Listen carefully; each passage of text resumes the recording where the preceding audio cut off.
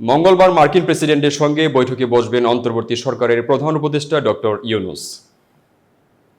গত ৩ দশকে জাতিসংঘ সাধারণ পরিষদের অধিবেশনের ফাঁকে বাংলাদেশের কোনো রাষ্ট্র বা সরকারের প্রধানের সঙ্গে মার্কিন প্রেসিডেন্টের সঙ্গে কোনো বৈঠকের নজির নেই। কিন্তু এবার ডক্টর ইউনূসের সঙ্গে মার্কিন প্রেসিডেন্টের বৈঠকের খবর নিশ্চিত করেছে অন্তর্বর্তী সরকারের নীতি নির্ধারণী পর্যায়ের একটি সূত্র।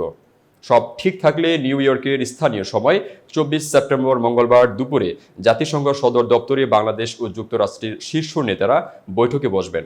ঢাকা ও নিউ ইয়র্কের উচ্চ পর্যায়ের সূত্রগুলো জানিয়েছে, গত বৃহস্পতিবার বিকেলে ওয়াশিংটনের পক্ষ থেকে জাতিসংঘ সাধারণ পরিষদের অধিবেশনের ফাঁকে ইউনূস বাইডেনের বৈঠকের বিষয়টি চূড়ান্ত করা হয়। এর পরিপ্রেক্ষিতে ২৪ সেপ্টেম্বরের পরিবর্তে ডক্টর ইউনূস কাল ২৩ সেপ্টেম্বর নিউ ইয়র্কের উদ্দেশ্যে রওনা হচ্ছেন। জাতিসংঘ সাধারণ পরিষদের অধিবেশনে চলার ফাঁকে কোনো দেশের শীর্ষ নেতার সঙ্গে যুক্তরাষ্ট্রের প্রেসিডেন্টের দ্বিপক্ষীয় সাক্ষাৎ প্রায় বিরল। গত ৩ দশকে জাতিসংঘের অধিবেশনের ফাঁকে বাংলাদেশের কোনো শীর্ষ নেতার সঙ্গে যুক্তরাষ্ট্রের প্রেসিডেন্টের কোনো বৈঠক হয়নি। বাংলাদেশের রাষ্ট্র ও সরকার প্রধানের সঙ্গে সবসময় যুক্তরাষ্ট্রের প্রেসিডেন্টের সংবর্ধনায় দেখা হয়েছে, কথা হয়েছে।